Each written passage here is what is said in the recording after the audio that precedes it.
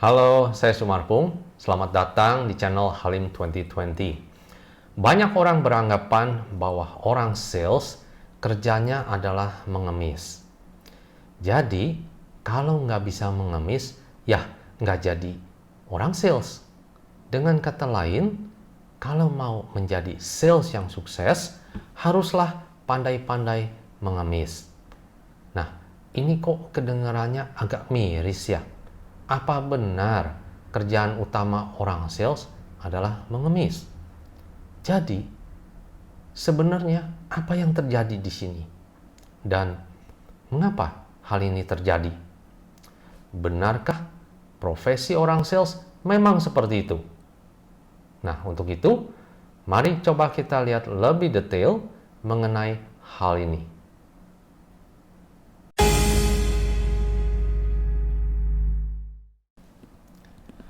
Supaya bisa memahami isu ini dengan lebih jelas, coba kita gunakan metode berpikir yang lebih logikal.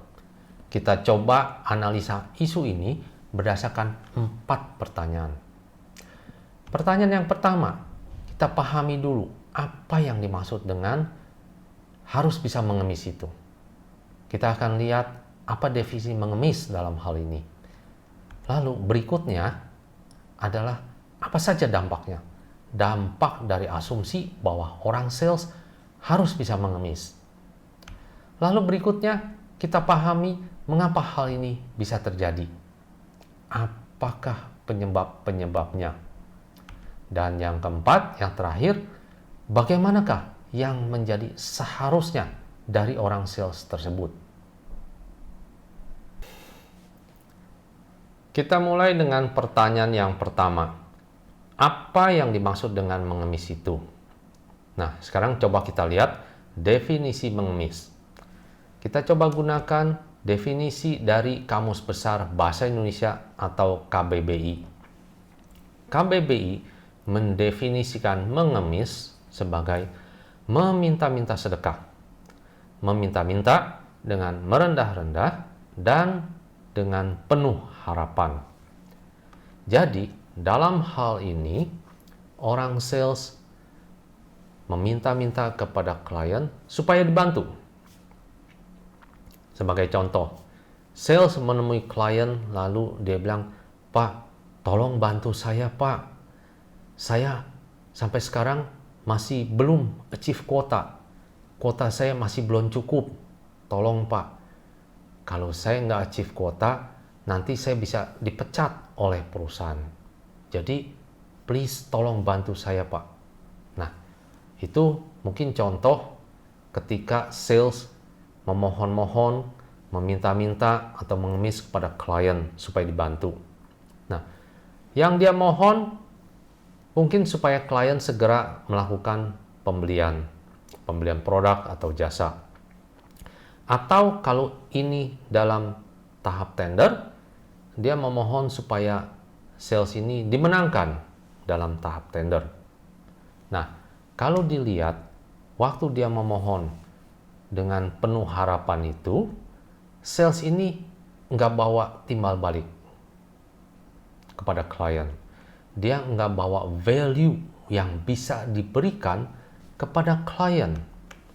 Dengan kata lain, yang diomongin oleh orang sales selama dia mengemis, selama dia memohon-mohon itu hanya adalah kepentingan dari pihak sales saja. Tidak ada kepentingan dari pihak klien yang dibahas selama memohon-mohon tersebut. Jadi dengan kata lain, yang dimaksud mengemis dalam hal ini adalah memohon bantuan kepada klien tapi tanpa ada value yang bisa dibawa oleh orang sales untuk diberikan kepada pihak klien sebagai timbal balik. Jadi dengan kata lain, mengemis itu hanya membawa satu kepentingan saja, yaitu kepentingan orang sales. Sedangkan pihak klien sama sekali tidak ada kepentingan yang dibicarakan, yang diomongin dalam hal ini. Itulah yang dimaksud dengan mengemis dalam hal ini. Sekarang mari kita lihat apa dampaknya. Dampak dari asumsi bahwa untuk dapat menjadi sales yang sukses harus bisa mengemis. Dampak yang pertama, timbul satu persepsi bahwa mengemis atau merayu-rayu atau memohon-mohon adalah suatu skill yang perlu dimiliki oleh orang sales. Akibatnya, timbullah satu stereotip bagi orang sales. Dan saya rasa Anda pasti pernah mendengar stereotip ini, yaitu bahwa orang sales itu tahan malu. Mukanya tebal, agak maksa, agak pushy, sering nguber-nguber, tahan banting. Walaupun sudah ditolak oleh customer, tetap masih nguberin. Ditolak berkali-kali, tetap masih nguberin. Nah, selain itu, dampak lainnya adalah orang berasumsi bahwa karena kerjanya merayu-rayu, memohon-mohon, orang sales perlu berpenampilan menarik. Selanjutnya, dampak berikutnya, orang yang malu mengemis tidak akan bisa menjadi sales yang sukses. Nah, ini adalah asumsi lain yang timbul dalam hal ini. Kita mungkin tahu banyak orang yang sungkan dan malu untuk mengemis ketika melakukan sales. Nah, orang-orang ini selanjutnya dianggap tidak akan bisa menjadi sales yang sukses. Kenapa? Karena mereka nggak bisa mengemis. Karena mereka malu mengemis. Sehingga dianggap, sekali lagi, mereka dianggap tidak bisa menjadi sales yang sukses. Dampak berikutnya, banyak yang tidak mau menjadi sales.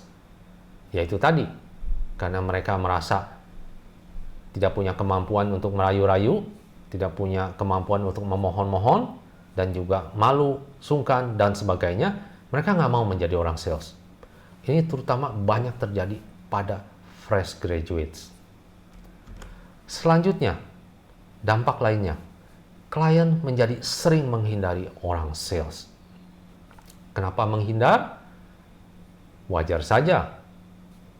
Ketika orang sales datang, kerjanya hanya, atau most of the time, hanya memohon-mohon, mohon bantuan.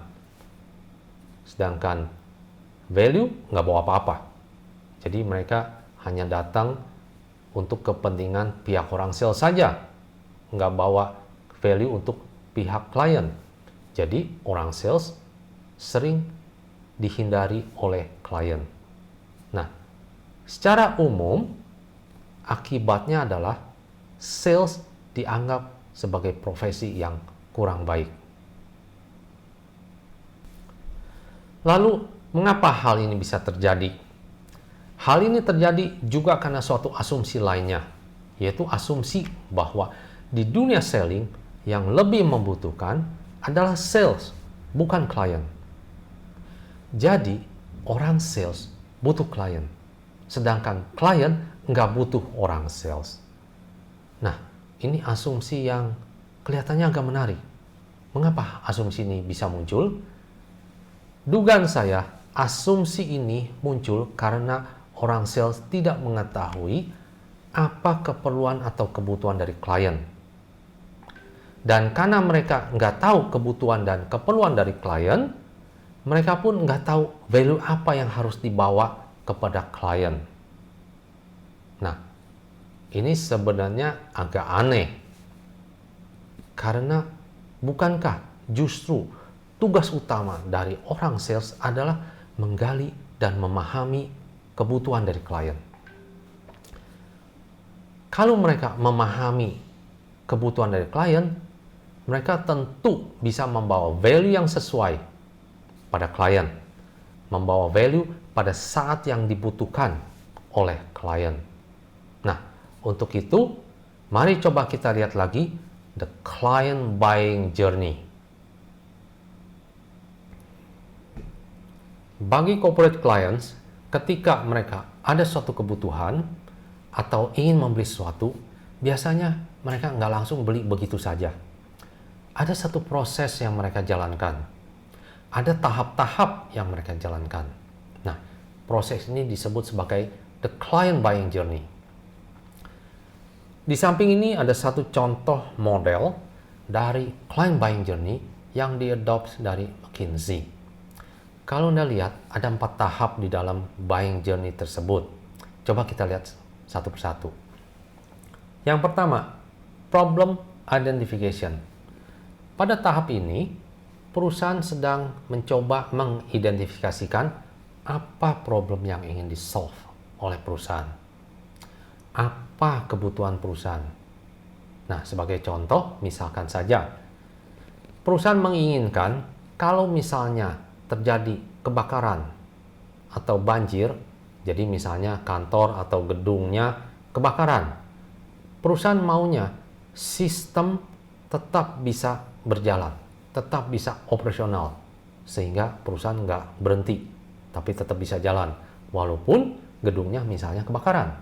Nah, itu contoh kebutuhan atau problem yang ingin di-solve. Selanjutnya, pada tahap solution exploration, perusahaan mulai mencari apa nih solusi yang available yang bisa solve kebutuhan tersebut. Apa alternatif-alternatifnya?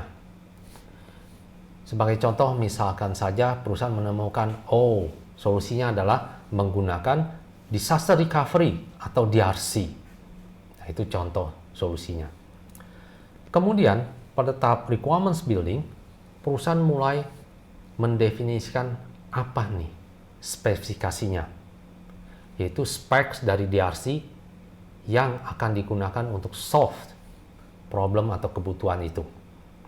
Jadi mereka membuat satu list requirements atau list kriteria atau juga spec list. Selanjutnya, di tahap supplier selection, barulah perusahaan mengundang vendor. Tujuannya untuk mencari vendor yang bisa provide DRC atau solusi yang diinginkan tersebut. Nah, tentu yang dicari adalah vendor yang bisa provide DRC dengan specs yang dikehendaki dan juga bisa solve kebutuhan yang sudah didefine di awal tersebut. Nah, kalau dilihat, client buying journey ini mungkin bisa banyak orang yang terlibat, bukan cuma satu orang saja. Jadi, dengan kata lain, kalau di consumer buying journey, semuanya dilakukan oleh satu orang. Tapi kalau di corporate client buying journey, yang terlibat bisa banyak orang, bukan cuma satu. Dan tiap tahap pun kebutuhannya beda-beda. Wajar saja, di tahap problem identification, kebutuhannya adalah mengumpulkan informasi. Mengumpulkan informasi apa kebutuhannya. Di tahap solution, kebutuhannya adalah mencari solusi. Requirements building adalah mencari specs yang dibutuhkan, yang diperlukan. Di tahap supplier adalah mencari vendor. Jadi setiap tahap kebutuhannya beda-beda. Nah, maksudnya orang sales ketika datang untuk mengemis pada perusahaan ini, pada klien ini, dia datang ketika perusahaan pada tahap di mana. Jadi orang sales ini mengemis di tahap yang mana? Coba, apa Anda bisa tebak? Dugaan saya, pada umumnya orang sales mengemis di tahap supplier selection atau pada umumnya disebut tahap tender. Jadi, orang sales mungkin terima undangan tender. Setelah dia lihat, di klien ini ada pengadaan barang, ada tender. Lalu dia datang untuk mengikuti tender. Setelah itu dia menemui kliennya, lalu barulah dia memohon, mengemis supaya dimenangkan nanti dalam tender. Itu dugaan saya. Jadi orang sales biasanya datang mengemis pada tahap tender atau supplier selection. Kalau misalkan dia datang di tahap yang lainnya, nggak akan efektif. Dan juga sebenarnya sia-sia. Coba dilihat. Kalau misalkan orang sales datang mengemis di tahap problem identification, klien tentu bingung dong. Dia lagi mencoba melihat kebutuhannya apa. Ada orang sales datang memohon, Pak, tolong beli produk saya, Pak. supaya saya bisa achieve quota. Lah, kebutuhannya saja masih sedang didefinisikan. Sales datang udah ngejar untuk beli sesuatu. Nggak akan efektif. Definitely nggak akan efektif menurut saya. Lalu kalau misalkan orang sales datang ketika klien berada pada tahap solution exploration, itu juga nggak akan efektif. Karena pada tahap itu, klien masih sedang mencari, apa nih solusinya? Baru dia ketemu, oh solusinya ternyata DRC. Ujung-ujung ada orang sales datang, Pak, bisa tolong beli produk DRC saya? Lah, uang speknya aja belum tahu, yang dibutuhkan seperti apa, jadi juga nggak akan efektif. Jadi dugaan saya, balik lagi, biasanya orang sales akan datang mengemis pada tahap tender atau supplier selection. Nah, sekarang coba kita lihat, pada siapakah biasanya sales itu datang mengemis? Kan tadi kita udah sebutkan, di tahap di dalam client buying journey ini, mungkin bisa ada banyak orang, bukan cuma satu. Nah, jadi ketika sales datang ke tempat klien untuk memohon, kepada siapakah dia memohon? Coba kita lihat di slide berikutnya. Tadi sudah disebutkan bahwa di dalam client buying journey bisa ada banyak orang yang terlibat. Nah, sekarang coba kita lihat orang-orang yang terlibat tersebut. Kita lihat dulu orang-orang yang terlibat di dalam 3 tahap pertama, yaitu tahap identifikasi kebutuhan, tahap cari solusi, dan tahap mendefine specs atau requirement building. Nah, kalau orang-orang yang terlibat dalam 3 tahap pertama ini dilihat di dalam organizational structure, mungkin contohnya adalah seperti gambar di sebelah ini. Nah, ini sekedar contoh saja. Gambar ini memperlihatkan organizational structure baik yang formal maupun yang informal.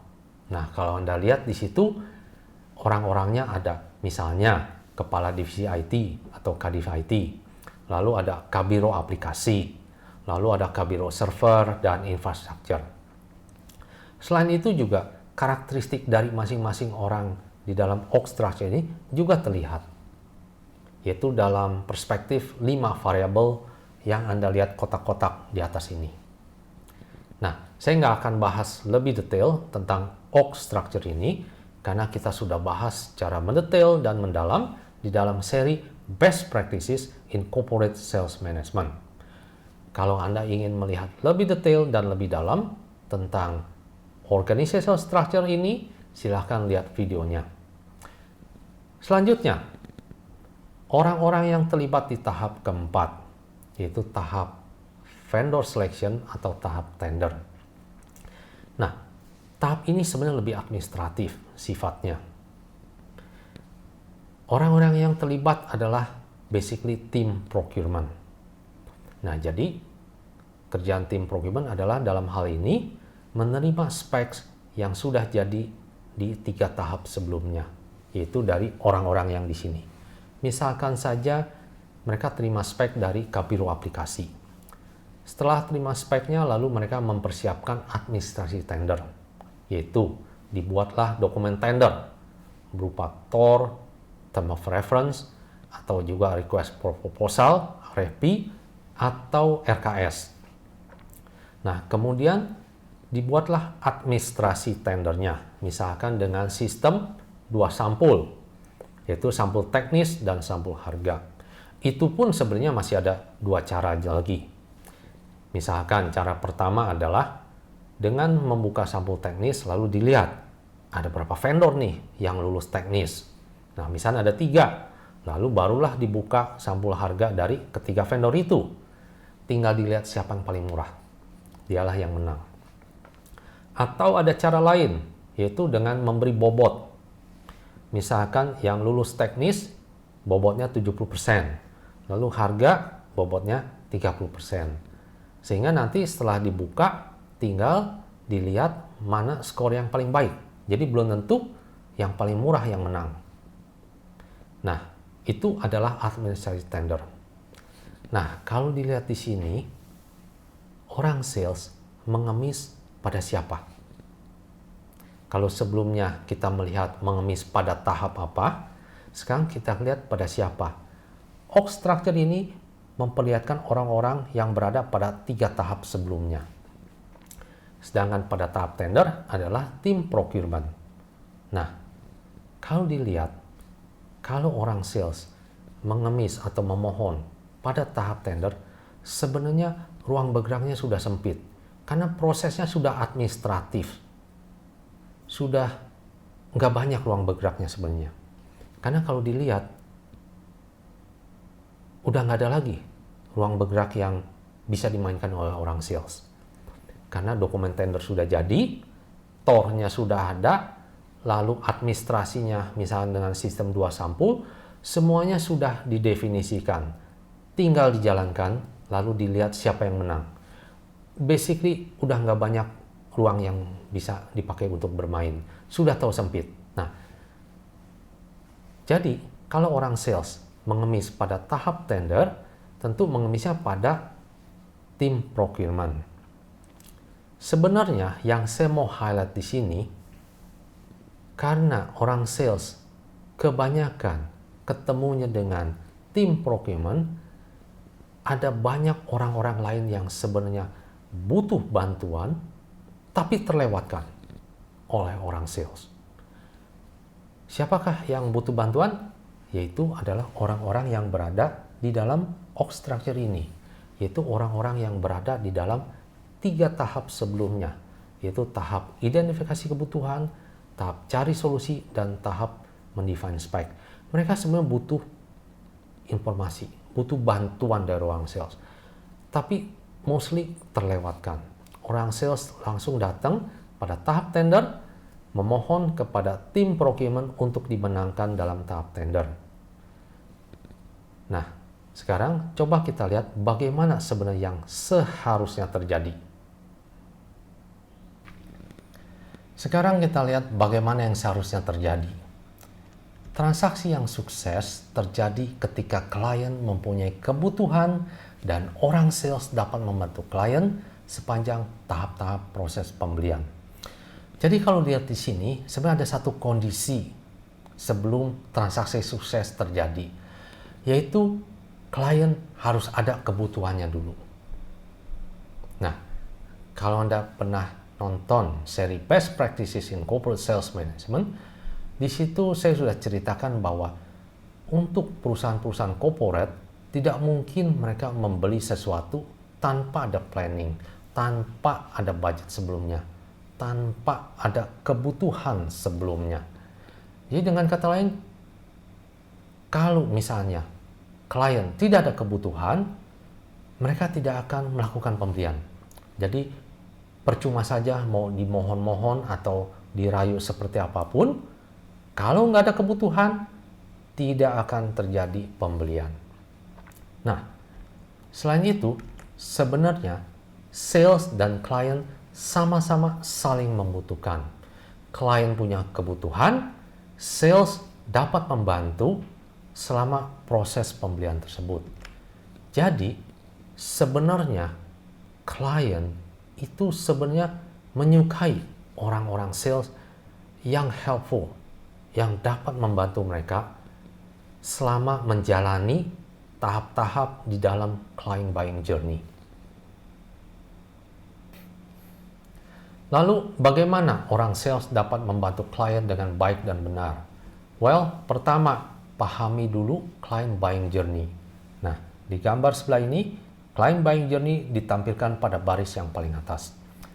Kemudian, jalankan sesuai dengan sales process yang telah dibuat oleh sales management. Sales process dibuat sebagai pedoman bagi orang sales dalam mengikuti client buying journey. Nah, kalau Anda ingin mengetahui lebih dalam dan lebih detail tentang sales process, silakan tonton seri Best Practices in Corporate Sales Management. Pada intinya adalah penting bagi orang sales untuk memahami kebutuhan klien pada setiap tahap.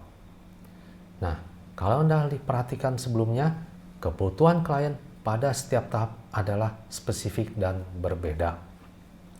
Selanjutnya, siapkan informasi dan solusi yang helpful bagi klien pada setiap tahap tersebut. Nah, selain itu, sales juga perlu mempersiapkan strategi yang akan digunakan untuk menghadapi para calon kompetitor. Nah, kalau orang sales sudah menjalankan sales proses ini, mestinya dia sudah paham betul apa kebutuhan klien, bagaimana kondisi kompetitor, dan juga strategi apa yang harus digunakan untuk menghadapi para calon kompetitor tersebut. Selain itu, sebelum proses tender dimulai pun, dia sudah tahu berapa tingkat probability untuk menang. Bayangkan, sebelum tender dimulai, dia sudah dapat gambaran, sudah bisa, bukannya bocoran, tapi dia sudah bisa dapat gambaran kemungkinan untuk menang berapa besar. Nah, sales yang seperti ini basically sudah in control. Nah, kalau gitu, buat apa lagi untuk mengemis? Apa keperluannya? Dalam hal ini, saya rasa tidak ada keperluan untuk mengemis. Sudah tidak relevan lagi. Nah, sehingga yang menjadi pertanyaan menarik adalah, kalau masih ada orang sales yang suka mengemis, kira-kira apa penyebabnya? Kalau dilihat kemungkinan, mungkin karena dia tidak menjalankan sales proses dari awal, tapi langsung masuk ke tahap tender. Sehingga karena dia miss 3 tahap sebelumnya, dia nggak tahu apa-apa tentang kebutuhan klien. Dia nggak tahu apa-apa tentang competitive landscape, tentang kondisi para calon kompetitornya. Akibatnya dia juga nggak tahu strategi apa yang akan digunakan untuk memenangkan tender ini. Nah, karena dia nggak tahu apa-apa sebelumnya, jadi pada tahap tender, supaya dia bisa menang, strategi yang dipakai udah nggak ada lagi. Selain strategi perang harga, adalah dengan cara mengemis. Sebagai kesimpulan, adanya asumsi bahwa klien kurang butuh sehingga orang sales harus mengemis adalah salah kaprah. Adalah suatu pemahaman yang kurang tepat. Sebenarnya, klien justru sangat membutuhkan orang sales untuk membantu mereka selama menjalani proses pembelian. Jadi, orang sales tidak perlu mengemis, cukup bawa value kepada klien. Nah, semua ini tentu Anda bisa pahami melalui sales proses dan metodologi. Anda bisa lihat di seri video Best Practices in Corporate Sales Management. Silahkan tonton videonya. See you next time.